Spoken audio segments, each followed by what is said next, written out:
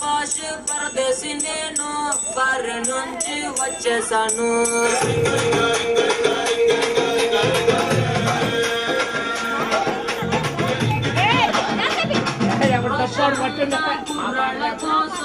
Washington లో వదిలేసాను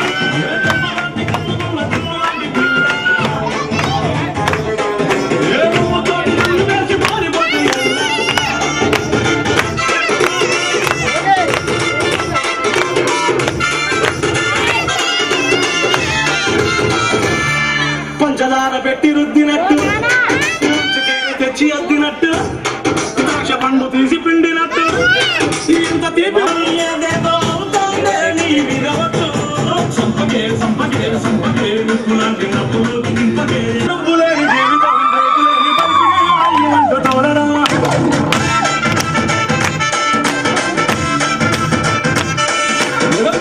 నవ్వులేని జీవితం రేకులేని పేరు మీద పియ్యమంటూ ఎల్లరా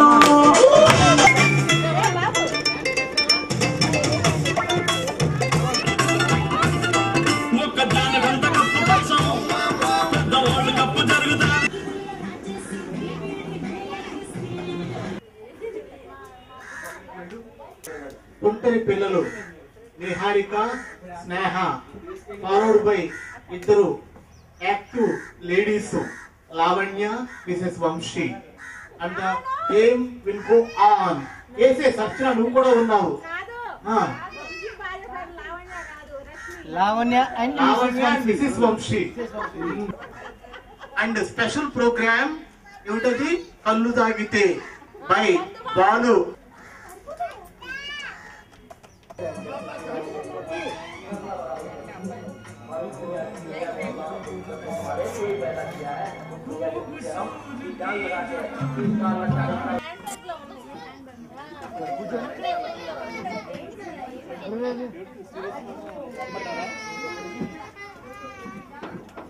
దాని ఇంకా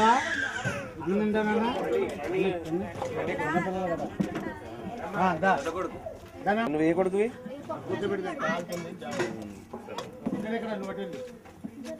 వాడు ఉన్నాడు చిన్నవాడు ఉన్నాడు అయ్యి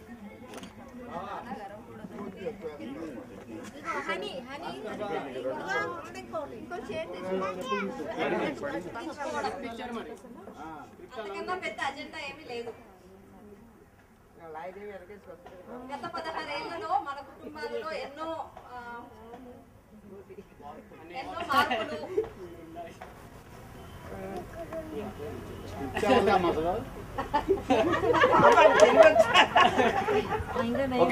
ఎన్నో మార్పులు వచ్చాయట.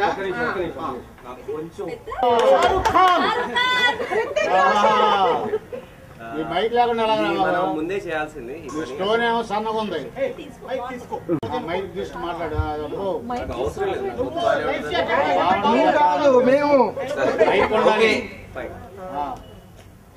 Welcome everyone. తెలుగులో చెప్పాలి, ఇంగ్లీష్ మాకు రాదు. నాకు తెలుగు కొంచెం కష్టం, అయినా ప్రయత్నం.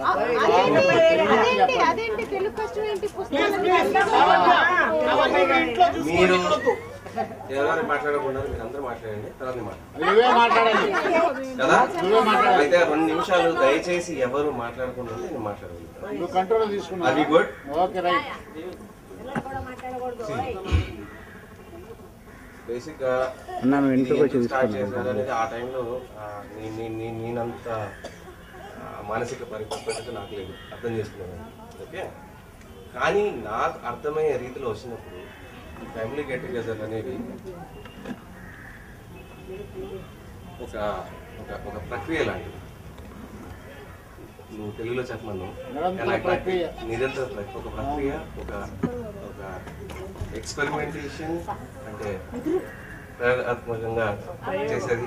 ఓకే, ఒక ప్రయోగం.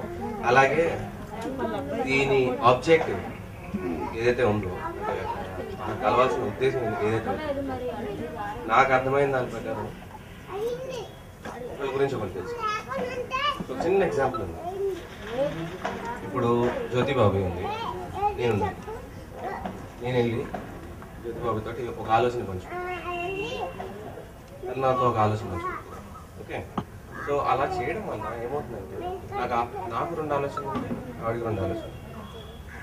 సో ఆ 2 ఆలోచనలు అనేది ఒక 100 మంది గురించి ఆలోచిస్తుంది. ఒక వ్యక్తి 100 మంది, ఒక ఆలోచన 100 ఆలోచన, అర్థమవుతుందా? 100 ఆలోచన. సో ఆ 100 ఆలోచనలో ఒకటి తప్పు ఉండొచ్చు, ఒకటి ఉప్పు ఉండొచ్చు, లేదా అసలు ఇది కాకపోవచ్చు. సో నేను ఇంగ్లీష్లో చెప్తాను, తర్వాత తెలుగులో ట్రాన్స్లేట్ చేస్తాను. There is nothing called as right or wrong in life.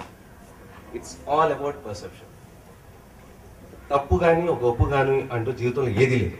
ఇప్పుడున్న పరిస్థితులు మనం ఎలా చూస్తున్నాం ఆ విషయాన్ని అనేదాని మీద ఆధారపడి. సో నేను ఇందాక చెప్పినట్టుగా ఇలా నేర్చుకునే ప్రక్రియని మనం కంటిన్యూ చేయాలంటే బహుశా ఇదొక సరైన వేదిక. ఎలా ఉపయోగించుకుంటున్నాము, అసలు ఉపయోగించుకోవట్లేదు, లేదా మనకి పనికిరాదు, అది కూడా ఒక దృష్టికోణం. నా ఉద్దేశం నేను అలా ఆలోచిస్తాను. ఓకే, తర్వాత మన ప్రొఫెషనల్ బ్యాక్గ్రౌండ్ తీసుకుంటాం. ఒకళ్ళు లాయర్ ఉండొచ్చు, ఒకళ్ళు సాఫ్ట్వేర్ ఇంజనీర్ ఉండొచ్చు, ఒకళ్ళు మేనేజర్ ఉండొచ్చు, ఒకళ్ళు లెక్చరర్ ఉండొచ్చు, ఒకళ్ళు సైంటిస్ట్ ఉండొచ్చు, ఒకళ్ళు బహుశా ఏమీ ఉండకపోవచ్చు. అగైన్ ఒక సమూహం, ఒక ఫ్యామిలీ కింద మాట్లాడేటప్పుడు ఏంటంటే నేను ఇందాకే చెప్పినట్టుగా ఎవరి దృష్టికోణం నుంచి వాళ్ళు వచ్చి వాళ్ళ భావాలు చెప్తారు చూడండి, అప్పుడు అనుభవం చెప్తారు కదా, అవి మ్యాచ్ అయ్యి అది ఆ నేర్చుకునే ప్రక్రియ అనేది అక్కడి నుంచి మొదలవుతుంది. నేను అనుకుంటున్నాను ఇది. ఎనీవే నేను 2 నిమిషాలు తీసుకుంటాను, నేను బహుశా అంతకంటే ఎక్కువ తీసుకున్నాను నాకు తెలుసు. కానీ ఏం చెప్పాలి చెప్పు, వస్తున్నాను, అక్కడికి వస్తున్నాను.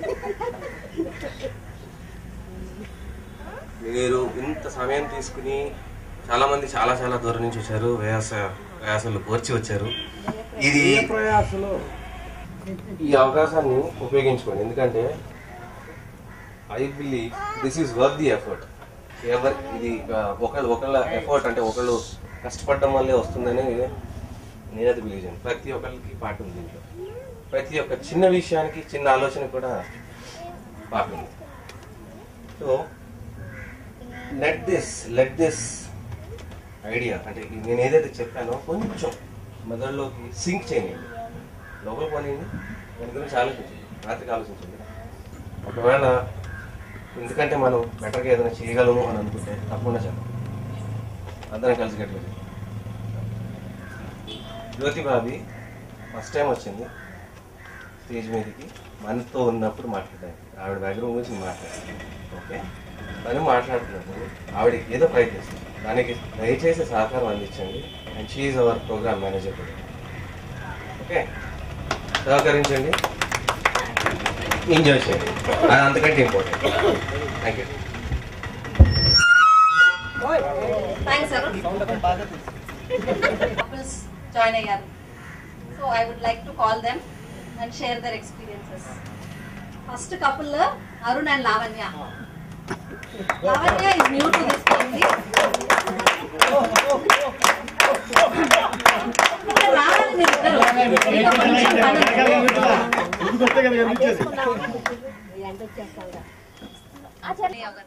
ఎలా ఫీల్ అవుతున్నాం? Just put it in 2-3 words, uh sentences. Okay, thanks for reminding.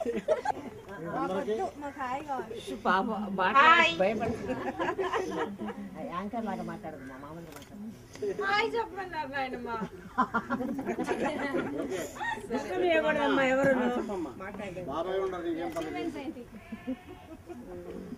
My achievement is my children. I know. అయ్యా వీళ్ళేమంటే తెలుగులో మాట్లాడితే మంచిది. మాట్లాడండి మీరు అలా డిస్టర్బ్ చేస్తే వాళ్ళు మాట్లాడే నెర్వస్ చేస్తారు. కంటిన్యూ చేయండి, ఎలా వచ్చిన వాళ్ళు అలా మాట్లాడతారు. ఈ ఫ్యామిలీ నాకు ఖచ్చితంగా డిఫరెంట్ గా అనిపించింది. వెన్ ఐ కేమ్ ఫస్ట్, నా ఫస్ట్ పెళ్లి రోజు నుంచి నాకు ఎక్స్పీరియన్స్ లానే ఉంది ఈ మనుషులతోటి.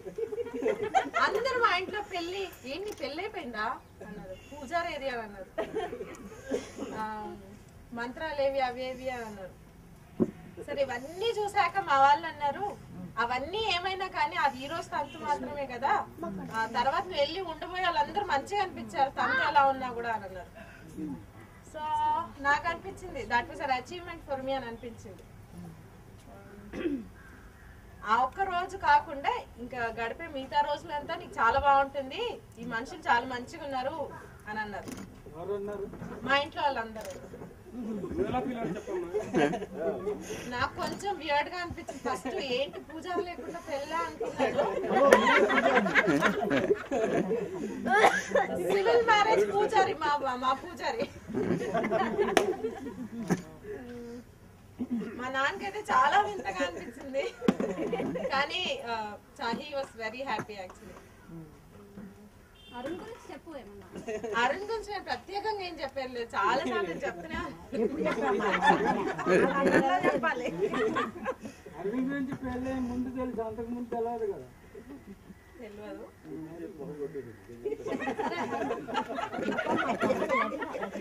లేదు అయితే నేను ప్రతిసారి నోరిప్పితే నా ఫ్రెండ్స్ అంటున్నారు, అందరూ అన్నారు నువ్వు నోరిప్పితే మీ ఆయన గురించి తప్ప ఇంకేం చెప్పట్లేదు, నీ పిల్లలు కూడా ఎక్కడ 5% ఉంటారు. సో ఫ్రమ్ దాట్ డే నేను జిమ్ లో నేను అనుకున్నా ఇప్పటి నుంచి ఐ మేక్ షూర్ ఏ మాట మాట్లాడుతున్నా అరుణ్ ని బాగా సపరేట్ చేసి అరుణ్ విషయాలు, నా పిల్లల గురించి నా గురించి మాత్రమే నేను మాట్లాడదాం అనుకున్నా. సో నేను అచీవ్మెంట్ తీసుకున్నా, ఎందుకంటే ఈరోజు నేను ఫస్ట్ స్టార్ట్ చేయటమే నా గురించి స్టార్ట్ చేశాను. సో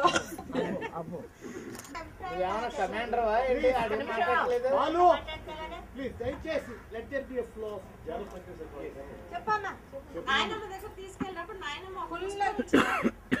కథా పరివర్తన రాస్తారా అనుకున్నాను. అది తీసుకెళ్ళి మా అమ్మ చాలా నవల్స్ పిచ్చి, వారం రోజులు చదువుకోండి మా నాన్న పుస్తకాలు తెచ్చిస్తే టప ఒక రోజు చదివి పడేసి తెచ్చిస్తావా అని అడిగితే నేను తీసుకురాను అని చెప్పేవాడు మా నాన్న. అది విసుగ్గా ఉండేది మా నాన్నకి, అంత ఎక్కువ చదువుతుంది మా మమ్మీ. మీరు నాలో ఒక ఎవరినైనా ఇన్వైట్ చేయాలి అని అరుణ్ వైఫ్ గా అనుకునే అమ్మాయి లక్షణాలు నాలో లేకపోవచ్చు కానీ మా ఇంట్లో వాళ్ళలో ఉన్నాయి. యాక్చువల్లీ పాటలు బాగా పాడతారు మా మమ్మీ, చాలా బాగా పాడతారు. ఇన్ఫాక్ట్ బాగా కథలు చదువుతారు. చాలా సున్నితమైన మనస్తత్వం, చాలా 10 మందికి మంచి చేయాలి. కోపం రాదా? కానీ క్వైట్ ఆపోజిట్ మై ఫాదర్. మా అమ్మ కంప్లీట్ ఆపోజిట్. నాకు బాగా కోపం వచ్చేస్తుంది, తొందరగా కోపం. ఇప్పుడు థ్యాంక్స్ టు మై చిల్డ్రన్ ఇప్పుడు నాకు కొంచెం కోపం తక్కువ వస్తుంది. 10 సార్లలో 2 సార్లు వస్తుంది, మిగతా 8 సార్లు నేను అంచుకుంటున్నా కోపం. దాంపత్యం గురించి వస్తుంది. ఫ్యామిలీ వరకు నాకు నచ్చిందండి యాక్చువల్లీ మీ ఫ్యామిలీ. మీ ఫ్యామిలీ ట్రీ అంటారా, నాయనమ్మతో నేను చాలా సార్లు విన్నాను. నాకు బై హార్ట్ వచ్చేసింది. వాళ్ళ సిబ్లింగ్, వాళ్ళ అన్నదమ్ములు, అక్క చెల్లెలు, వాళ్ళ పిల్లలు ఎవరనేది కూడా నాకు తెలిసి అంటే మీ ఫ్యామిలీని ఇప్పుడు నేను నా ఫ్యామిలీగా అనుకున్నాను. First I was seeing as your family, me family కింద చూస్తూ వచ్చాను. నెమ్మదిగా నాకు ఈ మధ్యన అరుణ్ ఎప్పుడనేవాడు నీకు ఎందుకు ఇది నా ఇల్లు అనే ఫీలింగ్ రాదు అని. నాకు నిజంగా చూస్తూ ఉన్నాను కానీ సడన్ నాకెందుకు అది సింక్ అవ్వలే. ఇది నా ఇల్లు, ఎస్పెషల్లీ మేమిద్దరు ఉండే ఇల్లు నా ఇల్లు అని వచ్చే కాదు, ఎందుకో నాకు తెలిసేది కాదు. ఈ మధ్య నేను ఎప్పుడైనా మా నాన్న ఇంటికి వెళ్ళినా, మా బాబాయ్ ఇంటికి వెళ్ళినా, ఇంటికి వెళ్ళిపోవాలి అనుకున్నాను. బహుశా అదేనేమో ఫీలింగ్, నా ఇల్లు అనేది. ఇప్పుడు వచ్చేసింది.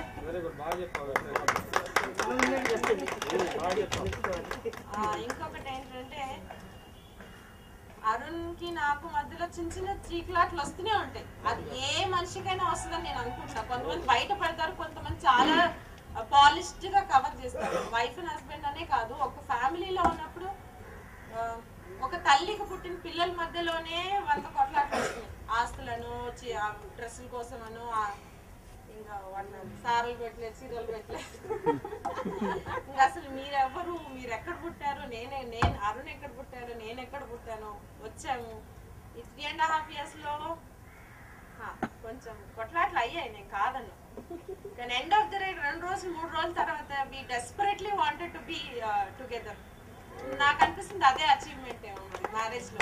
Maybe that's the beauty of this relationship. కొట్లాడతాము కానీ ఒక 2 రోజులు అబ్బా ఎందుకు ఒక్క 2 నిమిషాలు నోరు కట్టుకుని ఉంటే బాగుండేదేమో. బహుశా ఆ మనిషితో మాట్లాడుకోకుండా ఉండడం అనేది మేబీ 2 days తర్వాత ఫీలింగ్ వస్తుంది కదా, చిన్న తప్పు నేను బహుశా నేను తప్పు చేశాను తెలుసుకోవడమో, లేకపోతే తను తప్పు చేసినా కూడా పోనీ అంటే అన్నాడు కానీ ఏముంది నా హస్బెండే కదా అనే ఫీలింగ్ 2 days తర్వాత రావటమే మేబీ దట్స్ ద బ్యూటీ ఈ రిలేషన్షిప్ లో.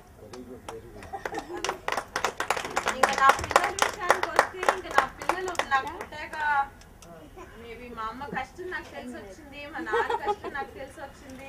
మేము ముగ్గురు ఇంత హ్యాపీగా ఉంటున్నామంటే అరుణ్ కష్టం నేను తెలుసుకుంటున్నాను.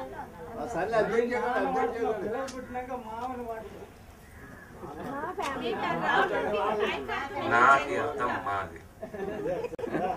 ఓకే, ఏమన్నా స్పెసిఫిక్ ప్రశ్నలు ఉన్నాయా లావణ్యకి? బాలచిన్న ఇది అడిగావు,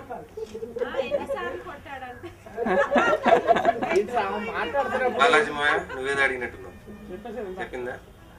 భాస్కర్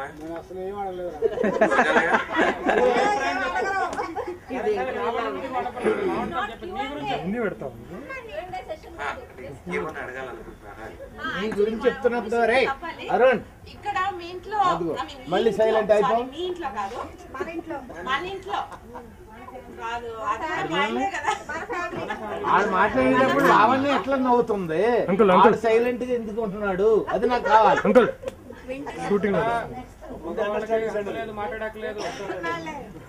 ఇక్కడ ఎట్లయితే ఒక్కొక్కరికి ఒక్కొక్క కళ ఉందో, ఐ మీన్ కళ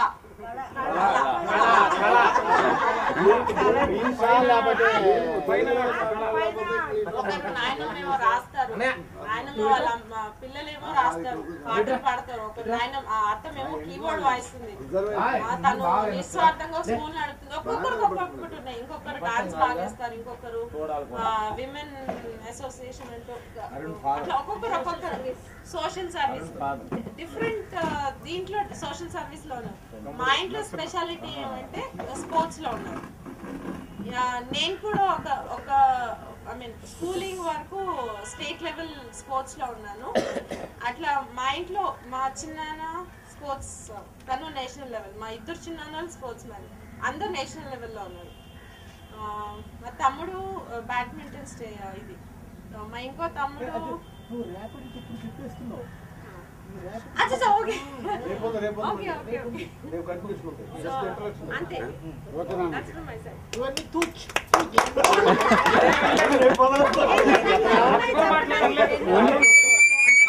Rashmi, please come on the stage.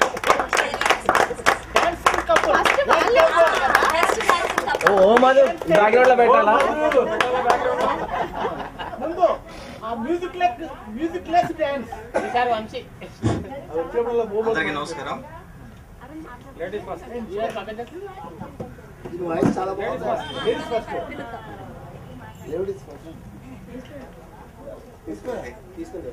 నా భార్య పేరు రష్మి అండి.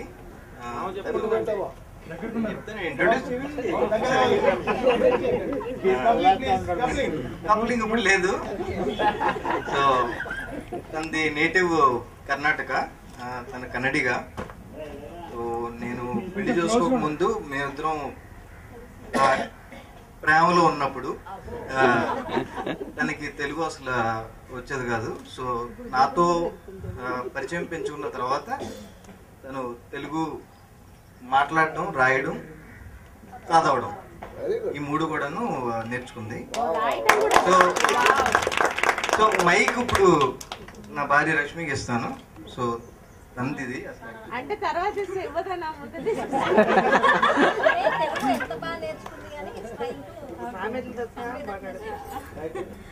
అందరికీ నమస్కారం అండి. నేను భాస్కర్ రావు గారు, మళ్ళీ విజయ గారి కోడల్ని, వంశీ గారి భార్య అని. పోలుకొండ ఫ్యామిలీ మాది. మీ ఫ్యామిలీలో రావడం నాకు చాలా సంతోషంగా ఉంది. మా ఫ్యామిలీలో కలుస్తాము, కానీ పెద్దవాళ్ళు ఒక గీత గీసుకుంటారు, మేము పెద్దవాళ్ళు మేము చిన్నవాళ్ళని. కానీ ఈ ఫ్యామిలీలో మాత్రం అది మాత్రం నేను చూడలేదు. అందరూ చాలా ఫ్రెండ్లీగా ఉన్నారు. మా అమ్మమ్మ గారు, పరిపూర్ణ అమ్మమ్మ గారు అని, అంత పెద్దవాడైనా చాలా ఫ్రెండ్లీగా ఉంటున్నారు. నాకు మాత్రం ఆశ్చర్యంగా ఉంది. అందరూ పెద్దమ్మలు, పిన్నిలు అందరూ అంతే చాలా ఫ్రెండ్లీగా ఉంటున్నారు. చాలా సంతోషంగా ఉంది. నేను ఎప్పుడప్పుడు మా ఆయన చెప్తూ ఉంటాను, చాలా ఫ్రెండ్లీగా ఉంటుంటారు మీ ఫ్యామిలీలో. సో కలిసిపోవడం అసలు కష్టమే అనిపించలేదు. సో బేసికలీ నేను బెంగళూరు అమ్మాయిని, పుట్టింది పెరిగిందంతా బెంగళూరు. సో ఉద్యోగానికి చేరినప్పుడు మా ఆయన్ని కలిశాను. అలాగే ఫ్రెండ్షిప్, అలాగే ప్రేమ, అలాగే పెళ్ళి, ఇప్పుడు ఒక పాప.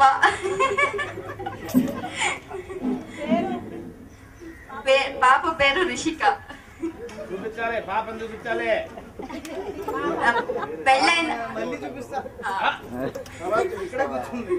పెళ్ళైనప్పుడు తెలుగు వచ్చేది కదండి కొంచెం, కానీ నేర్చేసుకున్నాను. అత్త మావగారు ఇద్దరు హెల్ప్ఫుల్ గా ఉంటున్నారు కాబట్టి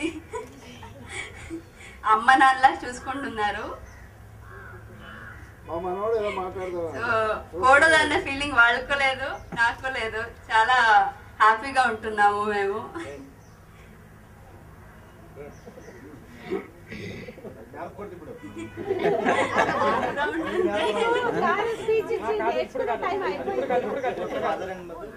ఉంటామండి. మళ్ళీ రేపు కలుద్దాం. Thank you.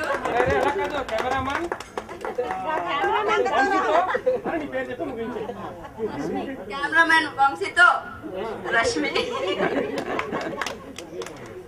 కపుల్ గెస్ట్ చేయండి. ఎవరు? Any guesses? అరుణ. చాక్లెట్. ఇప్పుడు మీరు ఈ దాంపత్యం గురించి ఇన్ని రోజులు కలిసి అప్స్ అండ్ డౌన్స్, టీనేజ్ కి అవసరం వచ్చే మెసేజెస్ ఇస్తే మాకందరికి చాలా బాగుంటుంది. ఫస్ట్ తాత నేను పుట్టింది గుడివాడ అందపాడు. అయితే మా ఫాదరు జాబ్ రీత్యా విజయవాడ సెటిల్ అయ్యారు, మేము హైదరాబాద్ లో సెటిల్ అయ్యాము. అయితే విజయవాడలో ఉండగానే యాక్చువల్గా మా మేనమామ కూతుర్ని చేసుకోవాలి. మేనమామ అంటే శ్రీరామ సూర్యనారాయణ.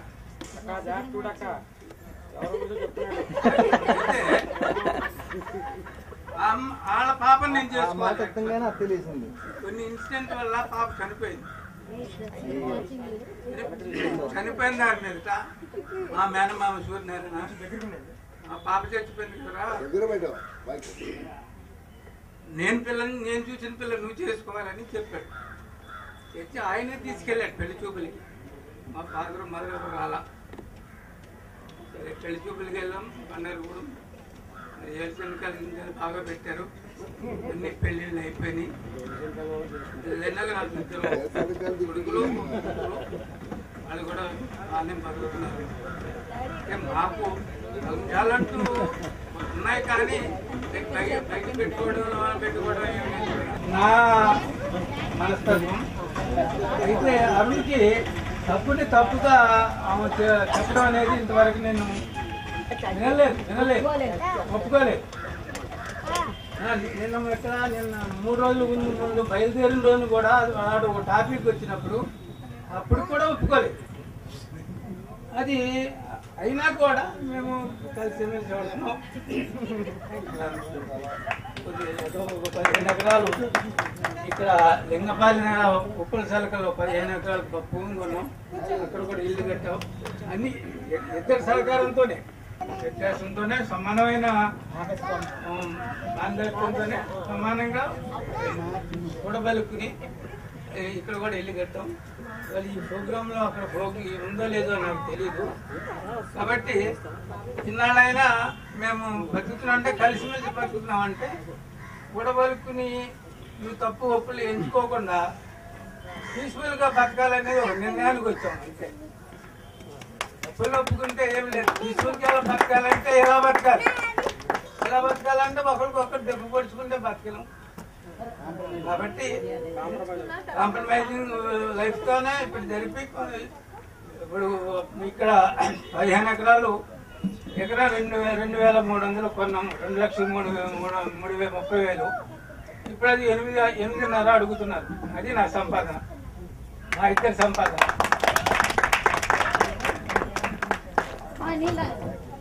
కూర్చోండి బాబా, మీరు కూర్చోండి.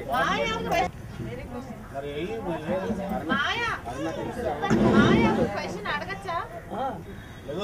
మేము ఏ చేసినా మా సహకారం అని అంటున్నారు కదా, ప్రాపర్టీ పేరు అత్త పేరు రాశారు. హైదరాబాద్ లో ఉన్నప్పుడు 5 ఎకరాలు 3 ఎకరాలు చిల్లర అప్పుడు అత్తయ్య పేరు పెట్ల.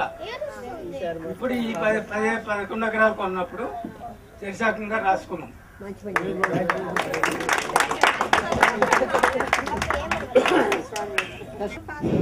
హలో,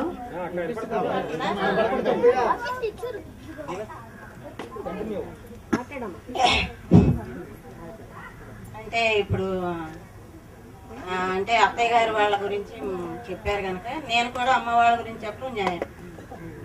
అందుకే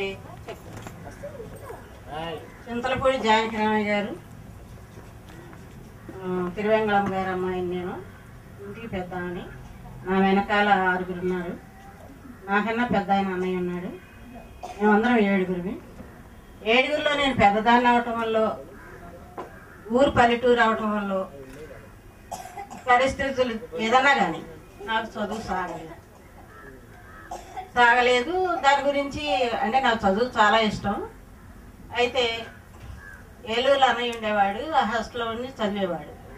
అయితే నాకేం చేసేవాడంటే నోట్స్లు అవి రాసుకొచ్చి ప్రతి వారం ఇంటికి వచ్చినప్పుడల్లా నోట్స్లు అవి మరి వీక్లీస్ అవన్నీ తీసుకొచ్చి నాకు ఇచ్చేవాడు. General knowledge course. అప్పుడు నాకు జనరల్ నాలెడ్జ్ అని తెలియదు. సరే చదువుకునేదాన్ని. సరే అమ్మకి నాయనకి సహకారంగా ఉండాలనేది మెయిన్ నాకు. అసలు పెద్దదాన్ని కనుక మరి ఎందుకో ఆ ఫీలింగ్ ఇప్పటికీ అదే అప్పటికీ అది. ఆ విధంగా చదువు లేకపోయినా అమ్మకి నాయనకి నేను చేదోడు వాదోడుగా ఉంటూ అన్ని పనులు మా ఇంట్లో అందరికీ రావు, నాకే వచ్చు. పొలం పనులు అలాంటివి అని. అంటే అమ్మ వాళ్ళకి కూడా బాగా పొలం అది ఉండేది. నాయన వ్యవసాయ పని చేసేవాడు, ఇటు పౌరోహిత్యం చేసేవాడు. అయితే నాకు ఆ ఇంట్రెస్ట్ ఎందుకు వచ్చిందో కానీ పొలం అన్నా చాలా ఇష్టం.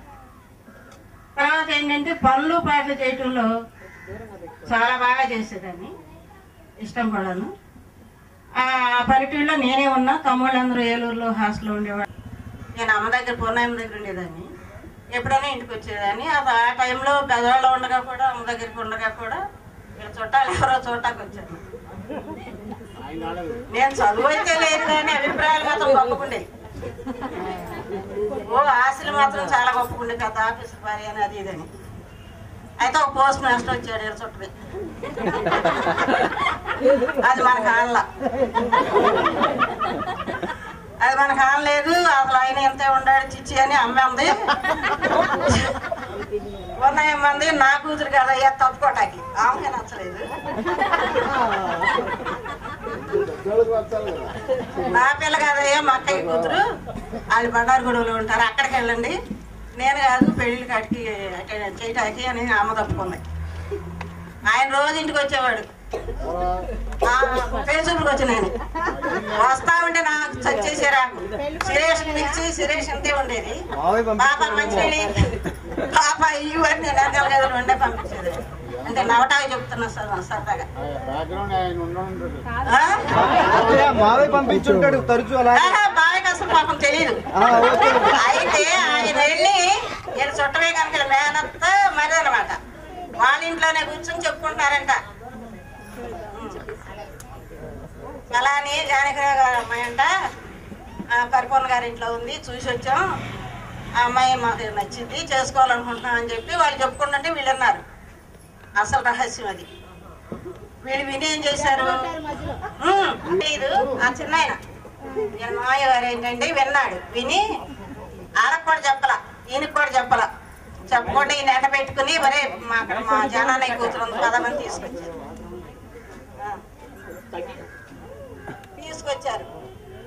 తీసుకొచ్చేసరికి నాకేమో ఘోరం తగ్గు వస్తే నేను ఏలూరు వెళ్దామని స్టేషన్కి వచ్చాను. నేను ఏలూరు వెళ్తామని స్టేషన్కి వచ్చాను. వీళ్ళు ఏం చేశారు, బస్సు దిగారు. బస్సు దిగేసరికి అక్కడ మా ఫ్రెండ్ అవుతుంది, ఆ అత్తగారింటికి వెళ్తే అక్కడ కనపడింది, ఇలా చుట్టమే. ఎక్కడికి వెళ్తున్నారు బాయ్ అంటే, ఇట్లా అరుణ చూడటానికి వెళ్తున్నాం అంటే, అయ్యో అది నేను ఇక్కడ దాకా కలిసి వచ్చాం, స్టేషన్కి వెళ్ళింది అని చెప్పింది. వీళ్ళు అట్ట సవల కట్టం పడి స్టేషన్కి వచ్చారు.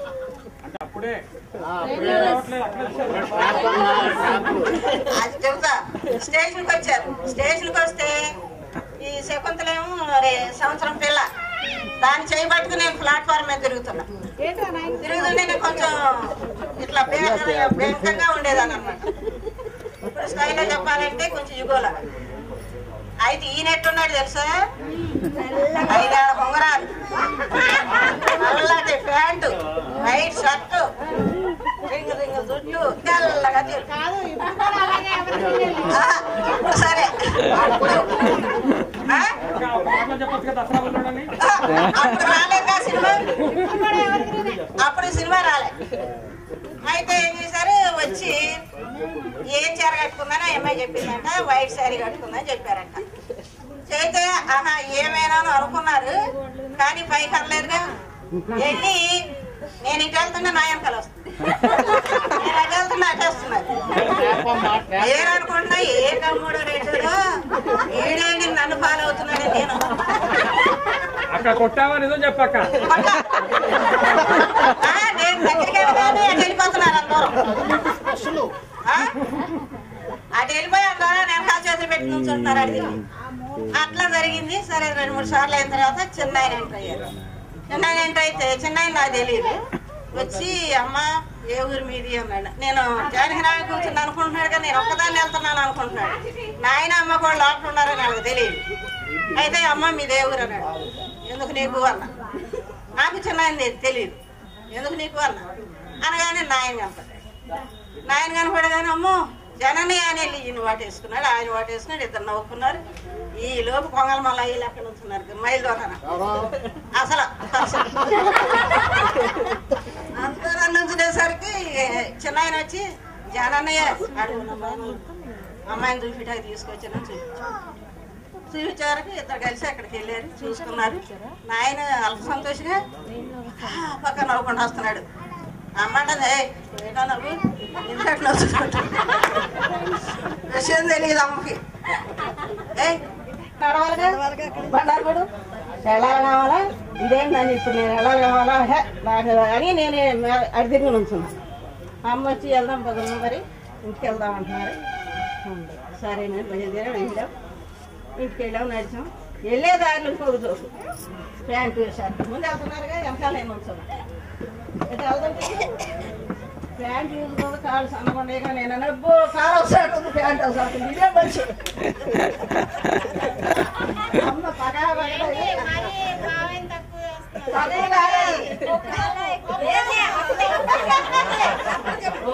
ఒప్పుకోపోయినా అయిపోయింది. అంటే అట్లా మ్యారేజ్ అయింది. అయిన తర్వాత గొప్ప విషయం ఏంటంటే ఆయనే కాదు, అత్తయ్య మామయ్య కూడా చాలా గొప్పవాళ్ళు. అసలు మాకు తేడా లేదు. నేను కోడలని ఎప్పుడు అనుకున్నా. ఈయన కూడా అంతే. మన ఫ్యామిలీకి వచ్చిన తర్వాత మన మెంబరే అనుకున్నారు, కానీ నేను అల్లుండి కావాలా, నేను ఇక్కడికి వచ్చాను కావాలో, నాకు ఇది కావాలి ఆంక్షలు అలాంటివి తెలియవాలి.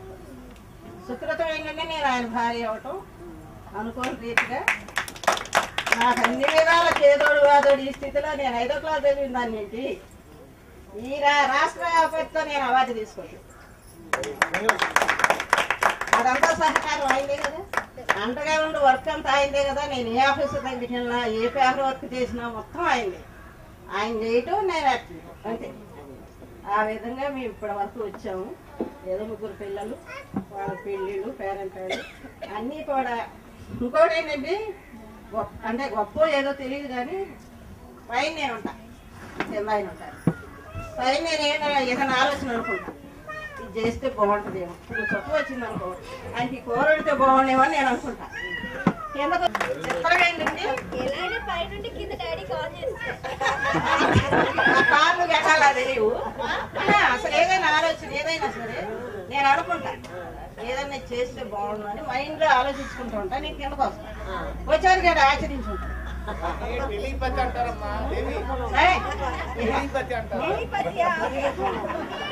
అట్లానే ఇంకోటి ఏంటంటే నా పిల్లలు నాకు నేను మహిళా మండలిగా పెట్టినప్పుడు పిల్లలు చిన్నోడే, వాళ్ళు నన్ను అర్థం చేసుకోవటం, అమ్మాయి పొద్దున వెళ్ళిపోయి రాత్రి దాకా ఆడలేదు అనుకోవటం కానీ కనీసం ఫీలింగ్ కానీ ఏమీ వాళ్ళకి లేదు. అంత సపోర్ట్ వాళ్ళు కూడా పిల్లలకి ఇప్పటికి కానీ అప్పటికి కానీ వాళ్ళు పెంచపరచడం కానీ, అమ్మ చదువుకుంది కదా అని తేలిక చూడటం, అలా మాట్లాడటం కానీ అట్లాంటి ఎప్పుడు ఎవ్వరూ చేయలే. ఆయన చేయలేదు, పిల్లలు చేయలేదు, ఎవ్వరూ చేయలే. నా దారి ఏదో నాకు చేతనైంది. తెలివితేటలు లేవని కాదు, చదువు లేదు కానీ తెలివితేటలు ఉన్నాయి, అవేర్నెస్ ఉంది, హెల్పింగ్ నేచర్ ఉంది. నేనే పని చేసినా కానీ వాళ్ళు మాత్రం ఎప్పుడు పాయింట్ చేయాలి, ఇది ఎందుకు చేస్తావు అన్న. అదే నా సుకృతం ఏంటంటే ఆయన ఏంటంటే ఈ డబ్బా నువ్వు తెచ్చాను అప్పుడే చేసావే, ఇంతమంది వచ్చారు ఎందుకు పెట్టావు, ఇంత ఖర్చు ఎందుకు పెట్టావు అని ఆయన ఎప్పుడు నన్ను పాయింట్. అలాగే జీతం తెచ్చి ఏం చేశారో ఎట్లా అయిందని నేను ఎప్పుడు ఆయన నేను మా సంసారం ఈ 45 ఏళ్లలో జరిగిన విషయాలు క్లుప్తంగా ఎవరంటావా సహజం. అభిప్రాయ భేదాలు ఎవరికైనా వస్తాయి. కాకపోతే అమ్మాయిలు మీకు చెప్పేది ఏంటంటే ఒక్క విషయం, భార్యాభర్తలకి వస్తాయి అభిప్రాయ భేదాలు, వస్తాయి మనకు అన్ని విధాల చాలా డిస్ప్యూట్స్ వస్తాయి.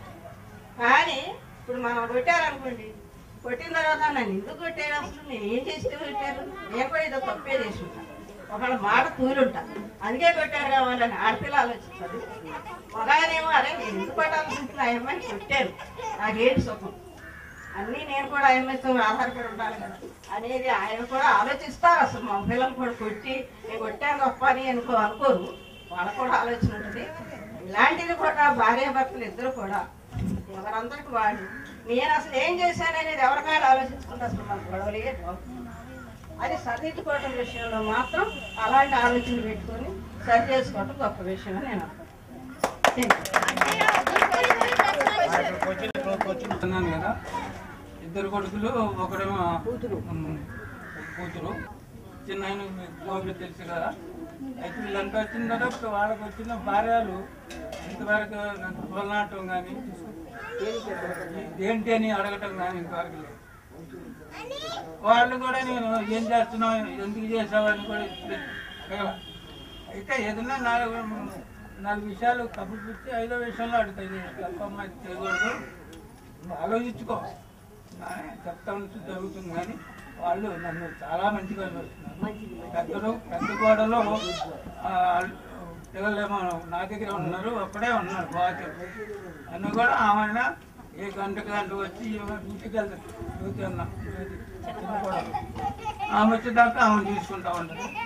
నాకు లోపం చేసేది ఇంతవరకు లోపం ఏంటి జరగలేదు. ఇక ముందు కూడా జరుగుతాను అనుకుంటున్నాను. కాబట్టి అది ముందు చెప్పలేదు, బట్ ఇప్పుడు చెప్పాను. అలా మర్చిపోయారు అని అనుకో.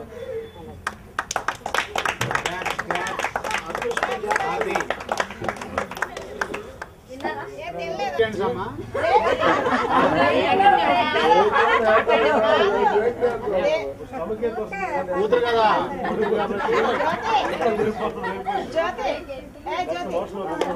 మధ్య మధ్యలో డాన్స్ అయితే నిద్రపోద్ది, మళ్ళీ మాట్లాడటం.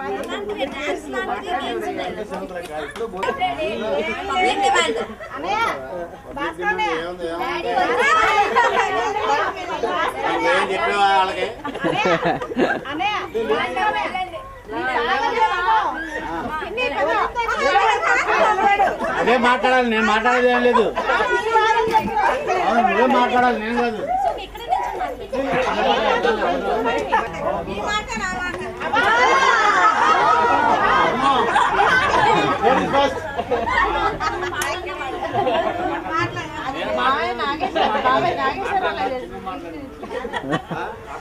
ఏం మాట్లాడ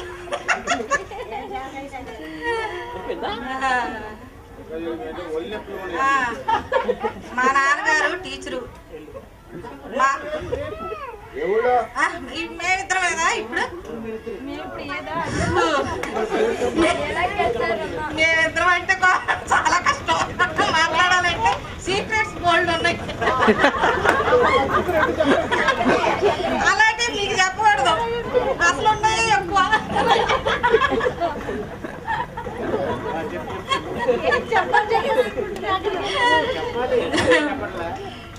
నాకు 17వ సంవత్సరంలో మ్యారేజ్ అయింది.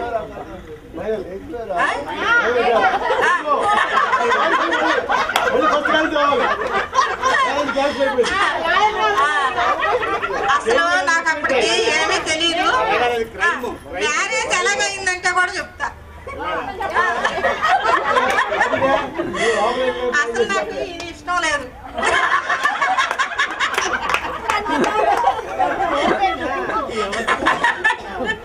అసలు వచ్చారు, అదేది పాలకొల్లు వచ్చారు, నరసాపురం వచ్చారు చూడటానికి అని. ఆయన చూడగానే నాకు అసలు నాకు నల్లటోళ్ళు అంటే ఇష్టం ఉండదు. అందులో పొట్టి, అందులో జాబ్ కూడా తక్కువ. ఈ ఉద్దేశంతో నాకు అసలు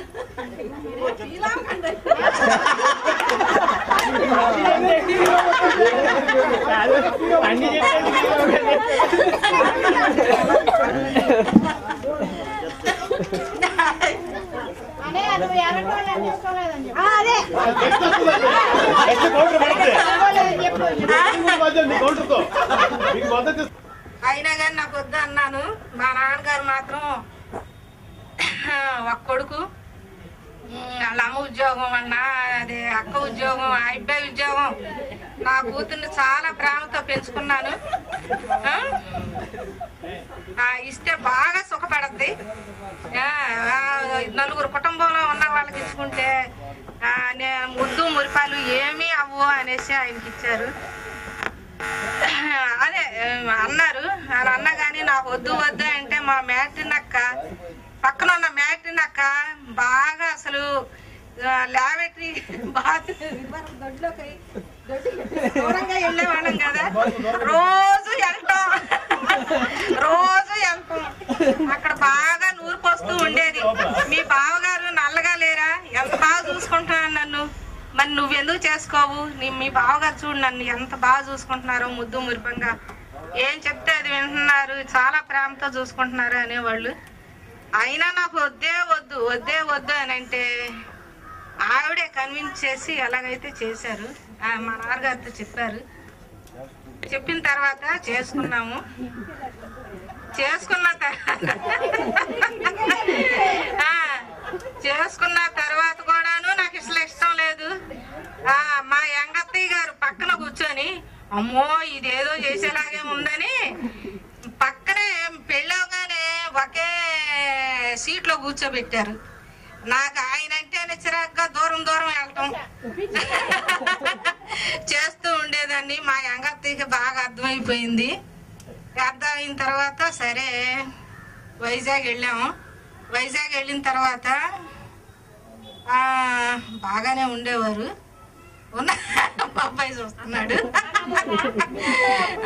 బాగానే ఉన్నారు. బాగా అంటే ఏంటి, బాగానే చూస్తున్నారు. పోనీలే అందందేముంది, బాగా చూస్తున్నారు కదా అనుకునేదాన్ని.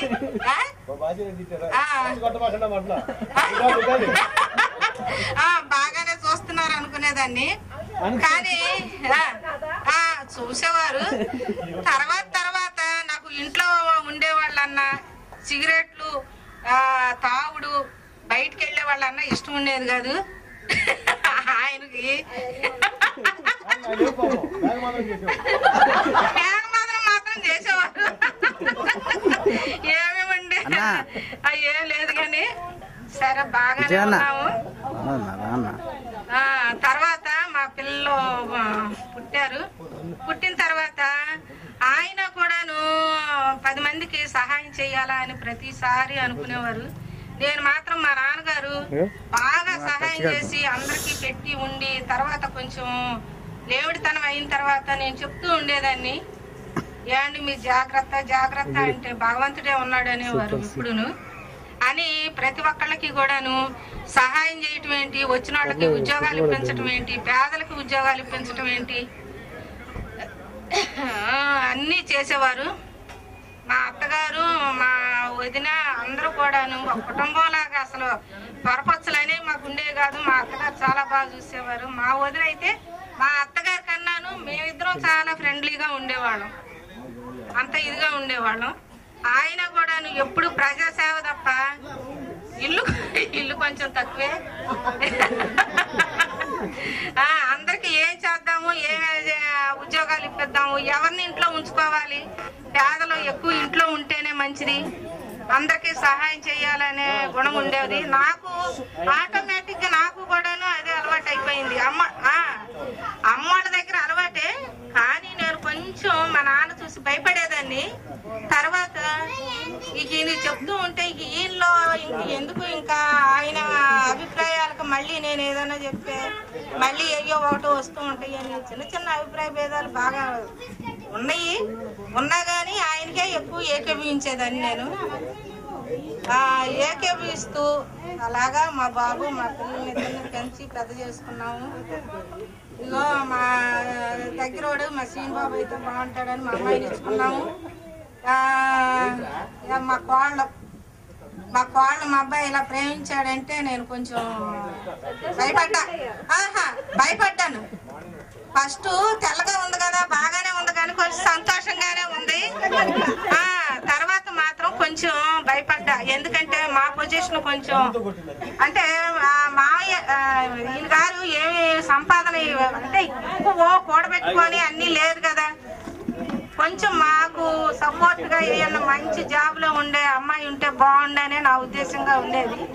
తర్వాత చేసుకున్న తర్వాత మాలో బాగా నా కొడుకు, నా కోళ్ళు, నా అల్లుడు. మరి నేను చెప్పింది నా కూతురు, నా కొడుకు, నా అల్లుడు, నా కోళ్ళు, నా మనవాళ్ళు, మనవరాళ్ళు అందరూ కూడాను నేనంటే ఎంతో ప్రేమ, అభిమానం, అసలు ఎంతో ఇదిగా ఉంటారు. ఎప్పుడు కూడా ఒక ఉన్నతంగా మా మమ్మీని ఉంచాలా, మా డాడీని ఉంచాలనే అందరికీ, మా వాళ్ళకి కూడాను అమ్మ ఇదైతే బాగుంటది, ఇదైతే చేసుకో ఇలాగా అని ఆ అమ్మాయి కూడా ఏదో ఒకటి నన్ను సపోర్ట్ చేయటానికి అని చూస్తుంది. కానీ అందరిది ఒకే మాట ఏడిస్తే అందరం ఏడిపోయి, బాగా సంతోషంగా ఉంటే అందరూ సంతోషంగా, ఎవరికి ఏది కష్టం వచ్చినా కానీ అందరం పంచుకుంటాం. నా కూతురు, నా కొడుకు, నా అల్లుడు, నా వాళ్ళు అందరం పంచుకొని మా వారు అందరం కూడా మేమందరం ఒకే మాట ఒకే బాట.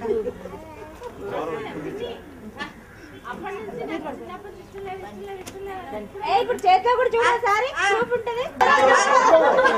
తర్వాత నేనంటే ఇష్టం లేదు ఆయనకి.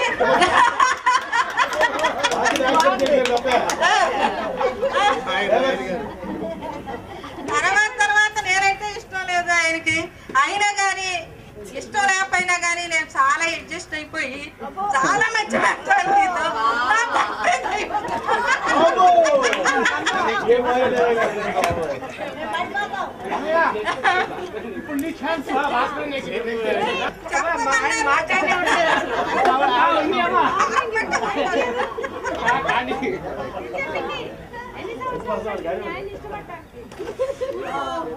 ఇష్టపడ్డారుగా చాలా టైం నేనే అడ్జస్ట్ అయిపోయాను. ఆయన మనస్తత్వానికి అన్నిటికీ కూడా నేనే. ఎందుకంటే కోడదాస్ గారు పిల్లలు, కోడదాస్ గారు రత్నమ్మ గారు కడుపును పుట్టినందుకు ప్రతిసారి నేను వెళ్ళినప్పుడు కూడాను అమ్మ బావగారు అది భర్త అత్త మామ అదే అత్తగారు ఆడపడుచు ఇదే లోకం, నీకు ఇంకేది లోకం కాదు, మా పరువు ఎప్పుడు నిలబెడతామని మేము ఆశిస్తూ ఉంటామమ్మ అనేసి ప్రతిసారి కూడాను అదే వాక్యం, అదే ఇది ఎప్పుడు చూడు అదే. నేను వాళ్ళకు తగినట్టే నేను వాళ్ళకు తగినట్టే నేను ఆయన అడుగుజాడల్లోనే ఇప్పటి వరకును. ఇప్పుడైనా కూర ఏది చేయాలన్నా నేను ఆయన్ని అడిగి చేస్తా.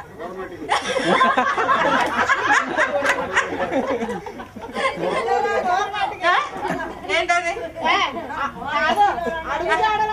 ఏదైనా కానీ ఇప్పటికే నేను ఆయన అడుగుజాడల్లోనే నడుస్తూ ఉండబట్టే నా కొడుకు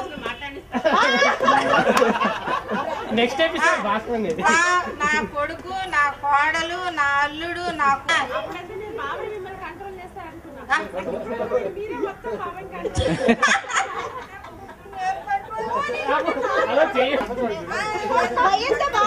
ఏం మాట్లాడుకుంటారు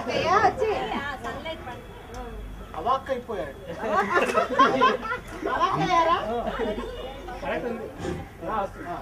అమ్మకి అక్కకి నమస్కారం. పిల్లలందరికీ కూడా దీవెనలు.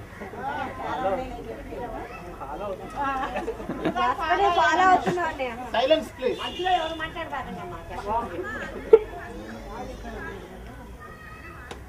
ఇప్పుడు విజయ్ చెప్పింది అంతా కూడా యథార్థం. మ్యారేజ్ అయ్యే ముందు ఎవరైనా కానీ నాకు ఇష్టం లేదని అంటారు. వాళ్ళకి ఊహలు ఉండే 4 అడుగులు ఆ పక్కన జయ బచ్చన్ లాగా ఉండాలి అని అనుకుంటారు. మనం అనుకుంటాం, దాన్ని సాధించగలరు, కానీ సాధించడానికి కృషి ఉండాలి. దానికి తగ్గట్టుగా మనం చదువుకోవాలి. చదువుకుని ఆ యొక్క చదువుతో పాటుగా తనకి ఏం చేయాలనుకుంటుందో, ఎలా చేసుకోవాలనుకుంటుందో అది కూడాను తను దాన్ని కంటిన్యూగా అది నిరంతర ప్రక్రియ. అది జరుగుతుంటే సక్సెస్ అవుతారు ఎవరైనా అంతే. మ్యారేజ్ ముందు ప్రతి స్త్రీ అలాగే ప్రతి పురుషుడి కంటే స్త్రీ నాకు తెలిసినంతవరకు ఏంటంటే వాళ్ళ ఊహల్లో ఉంటారు. సినిమాలో ఎనీథింగ్ వాళ్ళని చూడచ్చు. భర్తకు బాగా ఉండాలి, చక్కగా ఉండాలి, అందంగా ఉండాలి, నువ్వు చెప్పినట్టు వినాలి, నువ్వు పెట్టిందే తినాలి. ఏముంటాయి వాళ్ళకు ఎంత సహజంగా ఇది కామన్. అది ఎందుకంటే న్యాచురల్గా భారతదేశంలో ఉండేటువంటి ప్రతి స్త్రీ కూడాను అలాగే ఉంటారు. అయితే ఏంటంటే దీంట్లో మన భారత సాంప్రదాయం ప్రకారంగా కూడాను భారతీయ స్త్రీ తల్లిదండ్రుల యొక్క కట్టుబాట్లు అంటున్నాం అనేది కఠినమైన పదం. కట్టుబాట్లు కాదు, మనకు ఎలా నడవాలి అని చెప్పేటటువంటి విధానం.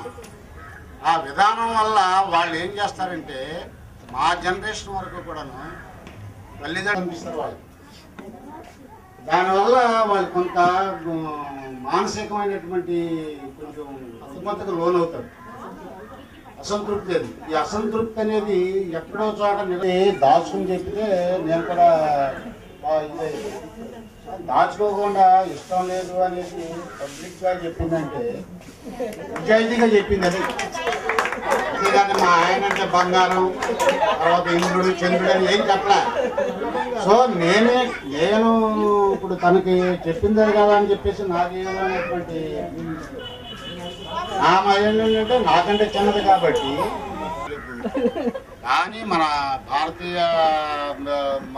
భారతదేశంలో ఉండేటటువంటి అందరు దేవుళ్ళు నలిపే, నువ్వు కొలిచే దేవుడు కూడా నలిపే, కాబట్టి నేను నలిపే.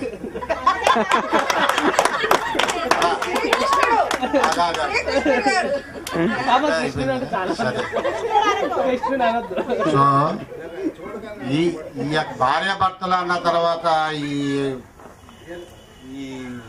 అవును కాదు, ఇష్టం ఉండా లేకపోయినా అటుపక్క కానీ ఇటుపక్క కానీ, అంటే భర్త పక్క కానీ భార్య పక్క కానీ ఈ జీవన నౌక సాగినంత కాలం ఇవి జరుగుతూనే ఉంటాయి. ఒక అక్కడ ఫుల్ స్టాప్ లేదు దీనికి, నిరంతరం జరుగుతూ ఉంటుంది. కాకపోతే ఏంటంటే మనం రాజీ పడాలి, అన్నిటికీ రాజీ పడాలి. రాజీ పడకపోతే సంసారం నడవదు, ఈ జీవితం నాకు ముందుకెళ్దు. రాజీ లేకోకుండా మాత్రం భీష్మించు కూర్చుంటే మాత్రం సంవత్సరాలు నడవు. భర్త అయినా రాజీ పడాలి, భార్య అయినా రాజీ పడాలి. కొన్ని విషయాల్లో కొన్ని నిర్ణయాలు కఠినమైనా కానీ తీసుకోవాలి, అది తప్పదు. అందుకని విజయ్ చెప్పింది ఏంటంటే నల్లగా ఉన్నాడు కాబట్టి ఇష్టపడతలేదు, కానీ చేస్తున్నాను సంసారం, కానీ పిల్లలు పుట్టారు, కానీ పెరిగారు, కానీ తప్పట్లేదు. తప్పదు మరి, అంతే. అయిపోయిన తర్వాత ఇంకేం చేస్తుంది. అందుకని ఏంటంటే దీంట్లో ఆశ్చర్యపడాల్సిన పని ఏం లేదు. ఇప్పుడు ఎవరైనా భర్త అయినా భార్య అయినా ఎవరైనా సరే ఈ సంసారం ఈ సాగరం అంటే ఈ సముద్రాన్ని ఎదవచ్చు కానీ సంసారాన్ని ఎదవడం చాలా కష్టం. కాబట్టి ఏంటంటే ఈ దాదాపుగా 2013 ఎన్ని సంవత్సరాలమ్మా? ఎలాగండి మేనేజర్ 36 సంవత్సరాలు. ఈ 36 సంవత్సరాలు అయిపోయిన తర్వాత నాకు బాగోలేదంటే ఎవడో నొప్పుకుంటాడండి, అదేమన్నా మర్యాద అసలు? కాబట్టి ఏంటంటే ఇప్పుడు అసంతృప్తి ఉండా, తృప్తి ఉండా, ఇంకోటి ఉండా సంసారం అనేది తాగిపోతుంది. తప్పదు. ఇప్పుడు నేను పోషించడం తప్పదు, నన్ను నువ్వు భరించడం తప్పదు. ఈ తప్పదం అనేది సిద్ధాంతం తప్పదు.